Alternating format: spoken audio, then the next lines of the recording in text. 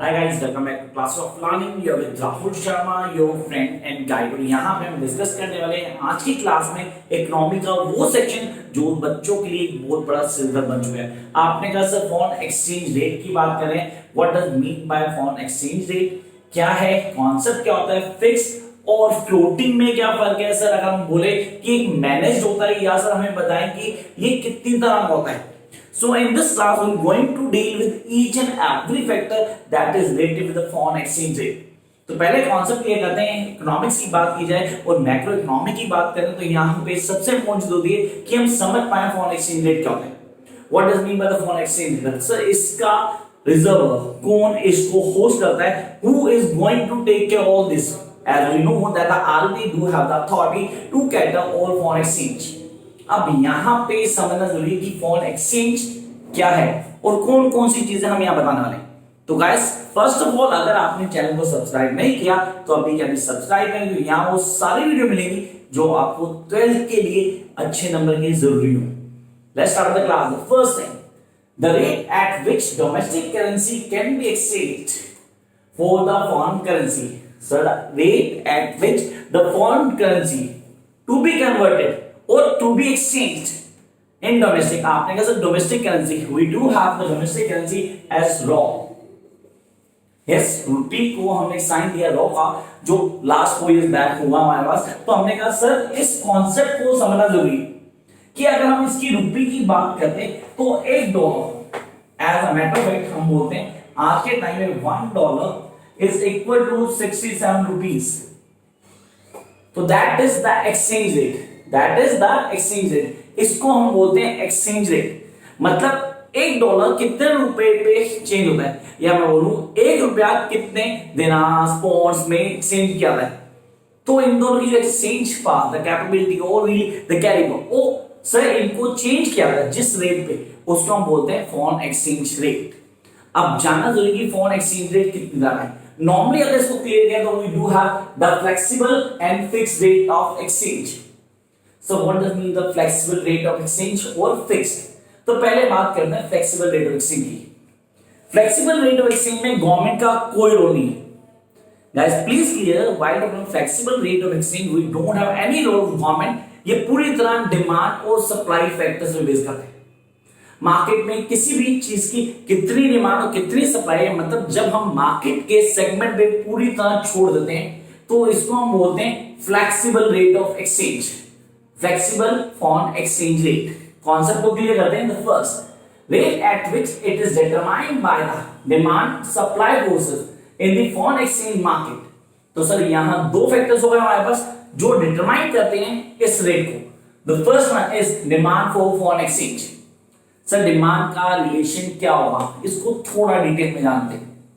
Market में किसी भी चीज की डिमांड कब बढ़ती है, जब उसका रेट कम होता है। हम जानते हैं demand have inverse relation with the. अब इनवर्स रिलेशन यहां चलेगी। अगर आप चाहें तो इसका कर्व भी बनाएंगे। अगर ये क्वेश्चन 6 नंबर आता है और आपको डिफाइन करना है कि फ्लेक्सिबल रेट क्या है, उसके डिटरमिनेंट्स क्या है, तो आप बताएंगे demand for the foreign exchange, उसको डिफाइन करेंगे पूरी तरह से। यहां पे इनवर्स रिलेशन होती है जिसमें हम पूरा डिफाइन करेंगे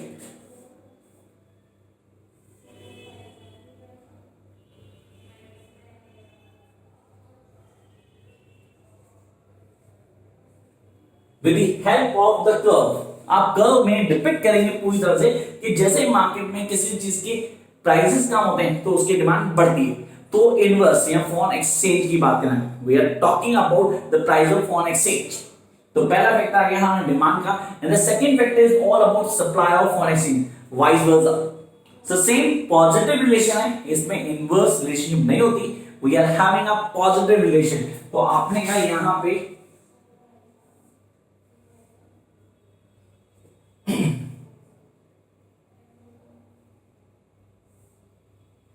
आप इस केस को यहां समझ सकते हैं। You can go in that phase. तो कंप्लीटली चेंज है वाइस वर्सा रिलेशन। मैंने बोला यहां पे पॉजिटिव रिलेशन, वहां पे नेगेटिव रिलेशन।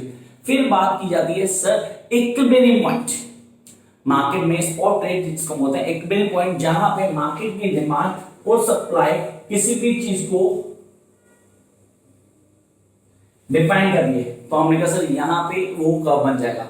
तो these are the three different curves that going to show the explanation of flexible rate.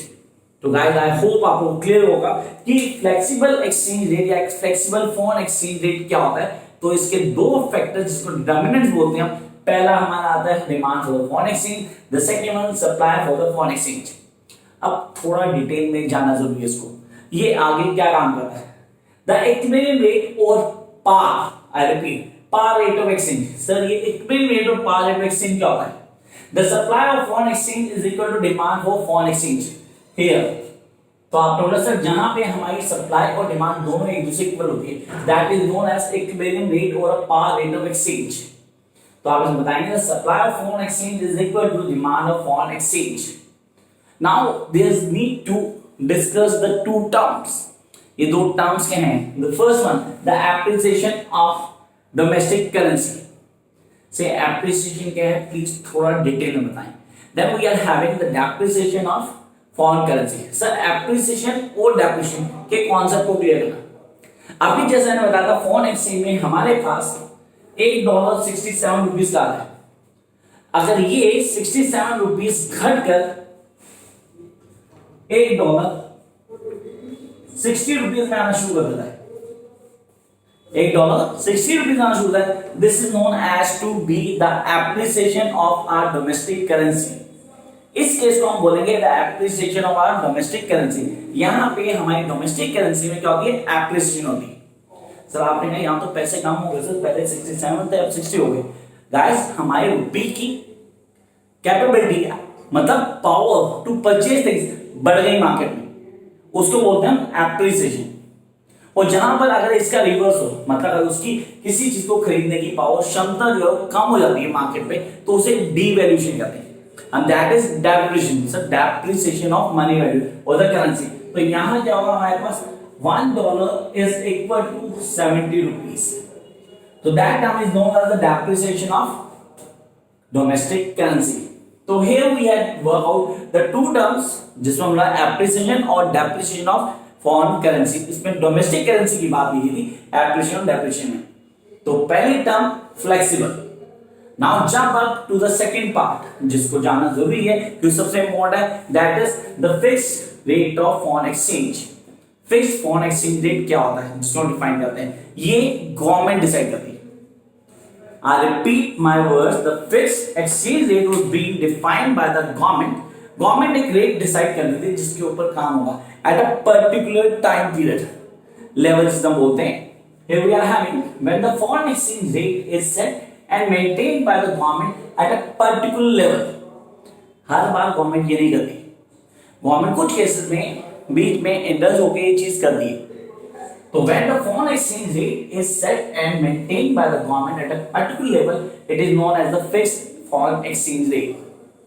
Then यहाँ पे बी टर्म्स हैं, जैसे हमने बोला वहां पे हम एप्रिसिएशन और डेप्रिसिएशन को पढ़ा है, यहाँ हम पढ़ेंगे devaluation and revaluation। What is devaluation and what is revaluation? ये डीवैल्यूएशन क्या इंडिया में पहले हुई? हाँ 1980s और 70s के पीरियड में डीवैल्यूएशन हमने बहुत ज्यादा देखी। उसके कुछ रीजन थे जिसको हम अगली क्लास में डेफिनेटली डिस्कस करेंगे। यहाँ पे हम बोलते हैं devaluation. What does mean devaluation? When the value of domestic currency has been deliberately lowered by the government. जब भी हमारी डोमेस्टिक करेंसी की वैल्यू को गवर्नमेंट खुद कम करती है, I repeat my words, whenever the government itself lowered the value of domestic currency in international market, that is known as devaluation। हमने अपने पैसे को devalued कर दिया। The reason to promote export in a world market। So devaluation when the value of the domestic currency has been deliberately lowered by the government, the first and the most important point। Jump up to the second one, revaluation। तो sir devaluation के बाद second term जो हमें clear करनी है that is revaluation. क्या है revaluation, कैसे समझ सकते हैं इसको? इस कॉन्सेप्ट को जानने के हमें जानना है the revaluation refers when the value of the domestic currency is deliberately raised by, when the value of domestic currency is deliberately raised, कम नहीं की, यहां उसने बढ़ाई है, raised by the government for lowering the exchange rate. Sir तो दो cases हमें पूरे क्लियर करने। पहले हमने ध्यान से कि क्या कहते हैं currency lowered by the government when the domestic currency deliberately raised by, वहां लो और यहां पे रेज किया गया। तो कॉन्सेप्ट डीवैल्यूएशन रिवैल्यूएशन में भी बिल्कुल वाइज कॉन्सेप्ट है जो हमें ऑन टिप होना चाहिए। तो guys we have discussed 3 to 4 terms in this particular class. The first half हमने डिस्कस किया फॉरेन एक्सचेंज रेट क्या है, आई होप आप लोगों को समझ में आया होगा। Then we will work out the two terms flexible and fixed foreign exchange rate. Flexible में हमने उसके डिटरमिनेंट्स क्या बेसिस हैं, क्या चेंज आएंगे, डिमांड कर्व पे क्या फर्क पड़ेगा उसको डिफाइन किया। Then we will go for the equivalent rate और par rate of exchange, then the appreciation and depreciation. And guys for exam really अपने एग्जाम के लिए आप प्लीज इन दोनों में डिफरेंशिएट करना ना भूलें। Then we jump to the other part that is the fixed exchange rate, जिसमें हमने डीवैल्यूएशन और रीवैल्यूएशन कॉन्सेप्ट को क्लियर किया। जब आप पेपर की प्रिपरेशन करते हैं तब आपको एप्रिसिएशन और डीवैल्यूएशन में भी डिफरेंस आ सकता है, और हमारे पास डेप्रिसिएशन और रीवैल्यूएशन में डिफरेंस आ सकता है। आई होप आप लोगों को क्लास में जो भी पढ़ाया गया वो समझ आया। अगर क्लास समझ में आई है तो सब्सक्राइब करना ना भूलें, अच्छी लगी हो तो शेयर करें ताकि बाकी लोग भी देख पाएं। Catch you very soon with a new video just for you guys.